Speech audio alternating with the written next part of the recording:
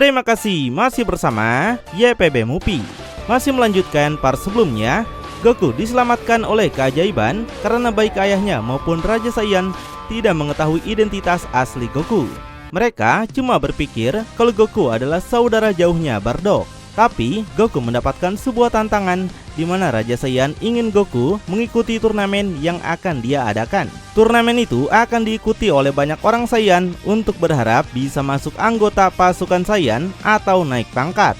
Tapi sebelum itu, cerita beralih ke masa sekarang dulu, tepatnya di planet Berus. Pertarungan Vegeta melawan Broly juga masih berlangsung. Mereka melakukan pertarungan di sebuah dimensi paralel, yaitu di dalam tongkat Whis. Di sana, baik Berus maupun Whis masih fokus menyaksikan jalannya pertarungan yang sepertinya sudah hampir mencapai akhir. Nampak Berus sangat fokus menonton dan ingin siapapun dari mereka memenangkan pertarungan itu. Lalu Berus juga penasaran sudah berapa lama pertarungan Vegeta dan Broly berlangsung. Whis memprediksi jika dihitung dengan waktu bumi, maka pertarungan mereka sudah hampir seharian penuh. Karena itu, Berus mengatakan ternyata dua orang itu sudah membuatnya menunggu sampai seharian begini. Tapi Berus ungkapkan dia sama sekali tidak merasa bosan sedikit pun. Karena seperti inilah memang pertarungan yang ingin dia lihat sebagai dewa kehancuran yang bisa mengalahkan musuh dengan gampang. Simpelnya, pertarungan seperti ini tidak sering dia lihat. Dan saat ini, baik Vegeta maupun Broly, keduanya nampak berada pada posisi yang jauh dengan tanah yang sudah banyak yang hancur akibat dahsyatnya pertarungan mereka. Vegeta juga telah mendapatkan banyak luka di tubuhnya dan merasa seperti nggak kuat untuk bangun lagi. Dia merasa seperti serat pada bagian tubuhnya kini sudah pada batasnya. Dan hal itu menyebabkan otak Vegeta berpikir seperti ingin tubuhnya hancur setiap saat. Tapi Vegeta kembali menunjukkan senyumannya. Dia berkata, terlepas dari itu semua, Vegeta merasa lebih hidup daripada sebelumnya. Pertarungan ini telah membuat Vegeta semakin beradrenalin dan penuh semangat untuk menjadi lebih kuat lagi. Untuk Broly sendiri, kondisinya sekarang sudah hampir seperti Vegeta, bahkan mungkin lebih buruk lagi. Luka yang dia dapatkan pada tubuhnya sangat begitu parah. Dia terengesot-ngesot di tanah dengan ketidakberdayaannya. Vegeta yang udah bangun lebih dulu minta Broly untuk segera bangun juga. Vegeta menegaskan ini masihlah belum berakhir sampai salah satu di antara mereka tidak bisa berdiri lagi dalam hal apapun juga. Kesal mendengar itu, Broly akhirnya bangun lagi sambil menaikkan aura Ki-nya yang tersisa. Dan nampak Broly melakukan serangan lagi pada Vegeta. Meski demikian, Berus menyadari kalau keduanya sudah mencapai batas tubuh mereka masing-masing. Whis juga setuju dengan Berus. Dia yakin menit berikutnya dalam pertarungan akan menjadi menit terakhir bagi mereka berdua. Sementara itu, cerita pindah ke dunia hyperdimensi, tempat di mana Pikkon membawa Gohan dan juga yang lainnya. Setelah selesai urusan dengan Angel yang dimusnahkan, Warden minta orang berikutnya untuk segera maju. Hal itu sontak membuat Gohan dan Piccolo merasa sangat begitu berkeringat. Karena jika sampai mereka membuat suatu kesalahan dan buat Warden marah, maka nyawa mereka bisa menjadi taruhannya. Dan di situ Warden menatap mereka dengan penuh serius yang semakin membuat Gohan dan Piccolo berkeringat dingin. Mereka penasaran apakah Warden sudah marah sejak melihat mereka. Namun tiba-tiba Warden malah menunjukkan ekspresi bahagia dan seperti kenal dengan wajah-wajah mereka. Warden malah yang mengucapkan permintaan maaf karena sudah membuat mereka menunggu begitu lama. Dia berharap itu sama sekali tidak mengecewakan mereka. Warden menyambut mereka dengan sopan sekaligus menyampaikan salam hangat dengan rasa yang begitu senang. Hal ini tentu mengagetkan Gohan. Kenapa Warden berubah sikap seperti itu? Apa sebenarnya yang membuat Warden menjadi seperti itu? Untuk Piccolo, dia pun gak bisa menyembunyikan rasa penasarannya kenapa suasana hati Warden bisa berubah secara tiba-tiba begitu. Apakah mereka adalah orang sepenting itu? Karena yang sudah kita tahu sebelumnya kalau Gohan dan Piccolo adalah orang yang memang memiliki tugas penting dalam perang melawan para dewa jahat nanti. Jadi itu mungkin adalah penyebab sikap Warden kenapa berubah. Namun juga Warden kembali menunjukkan wajah yang kesal saat melihat Majin Buu dan Uub ada di sini. Warden seperti mengetahui siapa mereka yang merupakan salah satu dari makhluk primordial. Hal ini membuat Wardan tidak menyangka kalau dua makhluk kekejian itu akan datang juga. Untuk Majin Buu sendiri, dia cuma menunjukkan kekesalannya disebut keji oleh Wardan. Piccolo menyadari selain mereka, Wardan sepertinya tidak suka dengan Majin Buu. Hal ini membuat Piccolo kembali merasa panas dingin. Gohan yang sudah panik sejak awal merasa mereka mungkin akan mendapatkan masalah besar. Tapi Piccon segera maju untuk mengingatkan segalanya kalau dia pernah memberikan informasi kedatangan warga bumi pada Wardan. Jadi Piccon ingin minta izin untuk membawa Gohan, Piccolo, Majin Buu, dan Uub ke alam surgawi, tempat di mana Piccon tinggal. Dan seperti yang sudah Piccon sebutkan, mereka berempat mempunyai misi penting untuk menyelesaikan krisis yang ada pada 12 alam semesta Geno. Karena itu, Piccon sangat memohon supaya Wardan mengizinkan mereka. Nah, karena Piccon adalah orang yang cukup dia kenal, Wardan akhirnya mengizinkan mereka untuk masuk ke alam surgawi. Wardan percaya bahwa Tuan dari alam surgawi akan menjaga para tamu mereka dengan baik. Hal itu tentu berlaku untuk Piccon juga, yang harus menjaga mereka agar tidak melanggar peraturan yang sudah dibuat sejak lama. Tapi juga dengan tatapan tajam, Wardan menunjuk ke arah Majin Buu dan memperingati semuanya, yaitu jika Majin Buu atau Uub melakukan sebuah masalah, Wardan ingin Piccon memberitahunya. Di situ, Wardan ingin sekali menghukum mereka. Wah, Wardan memang sepertinya sudah punya dendam lama pada mereka, bukan? Majin Buu yang mendengar itu merasa sangat kesal. Dia yang diam saja sejak tadi selalu dipojokkan begini. Dan di sini, Piccon berjanji pada Wardan bahwa dia pastikan mereka nggak akan membuat masalah apapun selama di alam surgawi. Karena itu, Wardan mempersilahkan mereka untuk segera pergi meninggalkan tempat ini. Piccon langsung memberikan penghormatan pada Wardan karena sudah mengizinkan mereka semua. Setelah itu, Piccon terbang mengajak mereka semua untuk segera menuju alam surgawi. Mereka nggak boleh lama-lama di sini sebelum suasana hati Wardan berubah lagi. Sambil beranjak pergi, Gohan masih penasaran kemana sebenarnya tujuan mereka. Sejak awal, mereka belum dikasih tahu misi sebenarnya kenapa mereka diajak ke dunia ini. Sambil menunjuk ke atas, Piccon mengatakan mereka harus melewati bagian atas itu dulu. Dengan menuju terowongan ini, mereka akan keluar dari istana Wardan menuju tempat sebelumnya yang Piccon beritahukan pada mereka. Dan di sini Piccolo menyampaikan rasa penasarannya kenapa Wardan begitu ramah dan hormat kepada dia dan juga Gohan. Apakah misi mereka begitu penting hingga Wardan sampai berubah sikap seperti itu?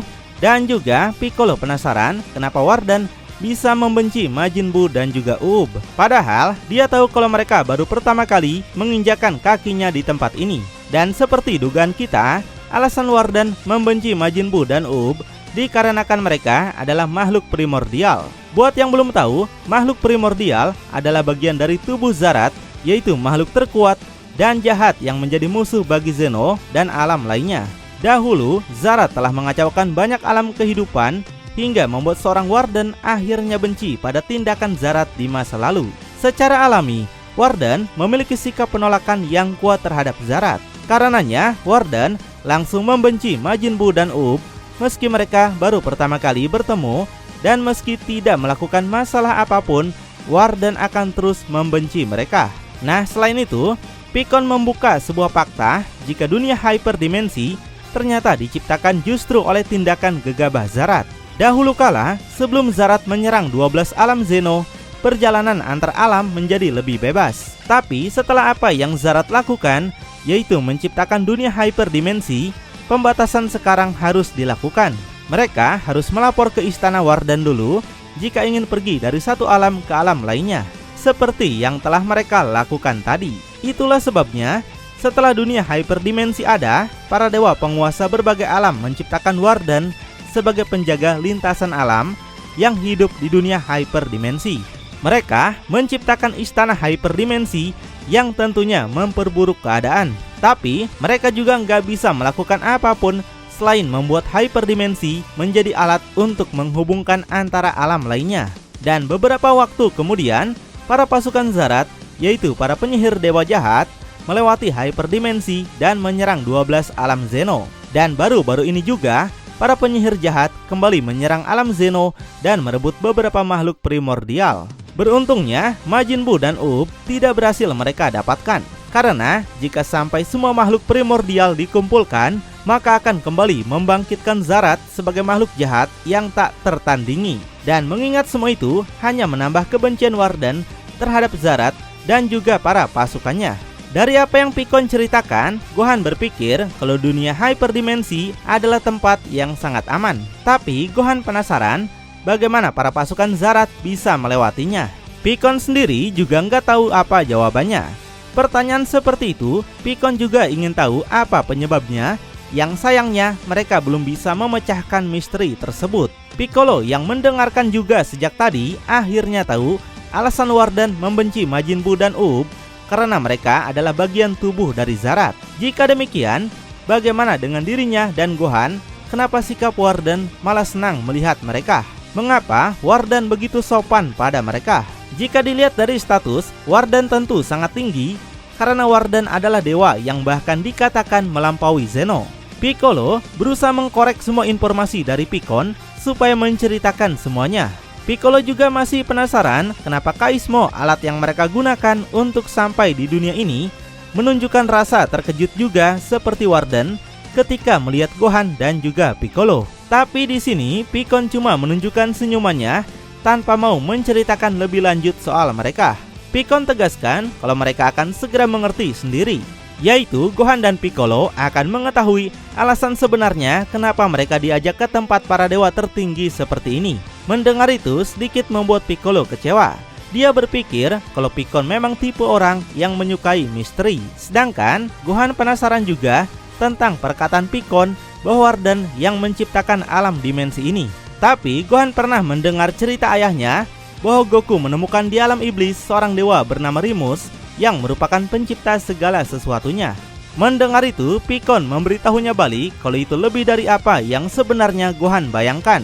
Pikkon membenarkan kalau Rimus memang adalah super majin yang menciptakan alam semesta.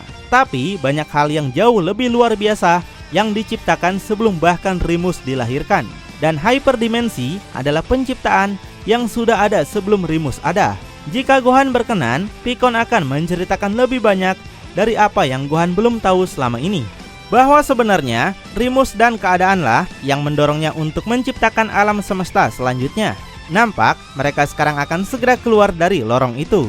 Pikkon menjeda ceritanya dulu dan minta semuanya bersiap keluar. Setelah keluar, nampaklah mereka ada di atas puncak istana dengan portal dimensi yang menuju ke alam surgawi. Pikkon memberitahu mereka bahwa portal ini yang akan membawa mereka menuju ke sana. Jadi nggak ingin buang-buang waktu, Pikkon mengajak mereka untuk segera masuk. Piccolo nampak meluncur cepat karena ingin tahu apa yang menanti mereka di dalam portal tersebut. Setelah sampai di dunia itu, Pikkon segera memperkenalkan pada mereka kalau ini adalah alam surgawi, surganya tempat para dewa. Melihat keindahan alam surgawi, Gohan, Piccolo, dan Majin Buu nggak bisa menahan rasa kegembiraan mereka. Gohan benar-benar tidak menyangka kalau dirinya bakal melihat dunia sebagus ini, melampaui apa yang pernah Gohan lihat sepanjang hidupnya. Pikkon menjelaskan dunia surgawi dirancang oleh dewa tertinggi itu sendiri untuk berfungsi secara harfiah sebagai surga bagi para dewa. Selain itu, setiap makhluk di alam surgawi adalah dewa, termasuk hewan dan sebagainya. Bahkan tanaman air dan struktur dunia semuanya membawa energi dewa. Majin Buu yang doyan makan penasaran apakah makanan di sini juga sangat istimewa karena dia ingin segera makan. Yang di situ Pikkon membenarkannya. Pikkon yakin kalau Majin Buu akan menyukai makanan di dunia ini. Namun sebelum melakukan banyak hal, Pikkon sampaikan ada beberapa orang yang harus mereka temui. Jadi Pikkon minta mereka untuk mengikutinya. Mereka kemudian pergi ke suatu tempat. Sambil pergi, Gohan masih penasaran, yaitu bukankah tempat ini dirancang untuk berfungsi sebagai surga bagi dewa. Jika demikian, Gohan berpikir apakah ada dewa yang sudah mati dari seluruh alam semesta di sini?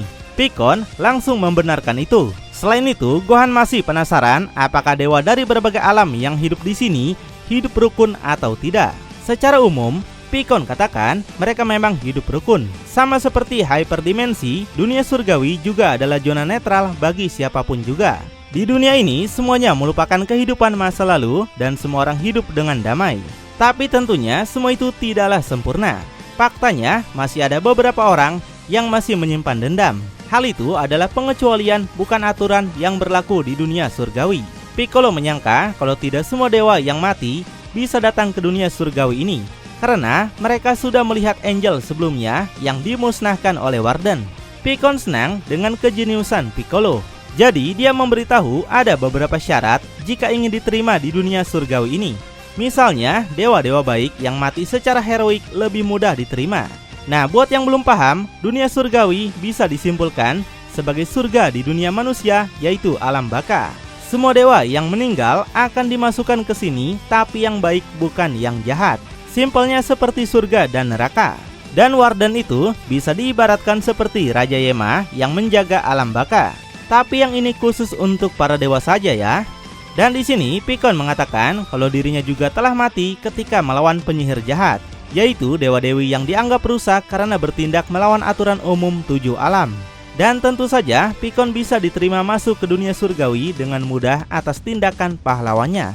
Dan Pikkon beritahu Angel yang mereka lihat sebelumnya, dia yakin pastilah bukan dewa yang sangat baik. Dan Warden anggap Angel itu tidak layak masuk ke alam surgawi ini.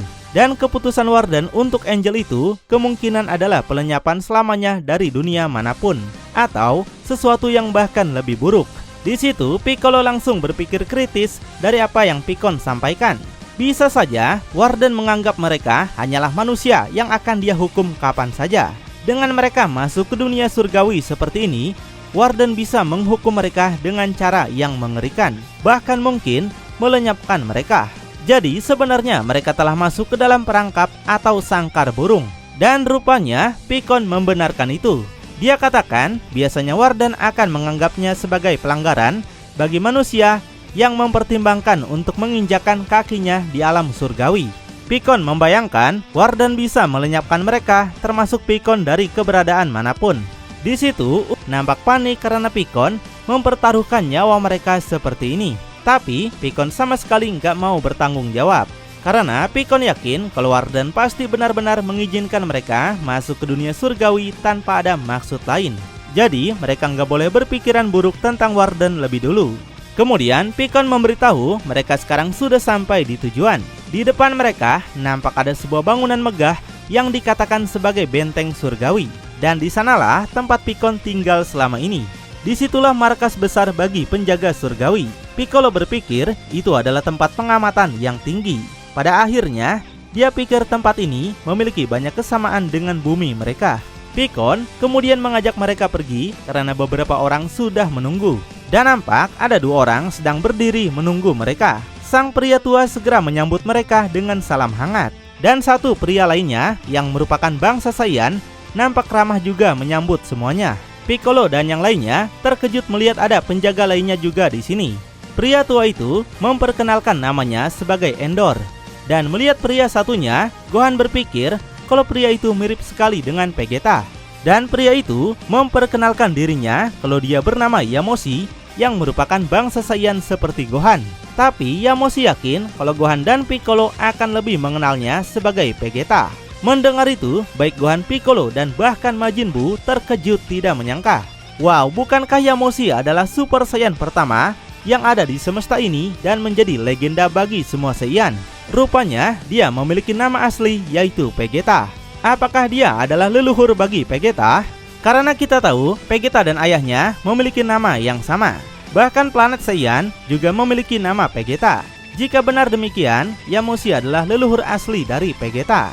Tentunya ini akan membuka banyak fakta selanjutnya di Dragon Ball Hakai ini, bukan? Tapi karena ceritanya baru sampai sini, kita akan tahu kelanjutannya bulan depan ya. Yang penasaran, pantengin terus saja channel YPB Movie, channelnya anime masa kini.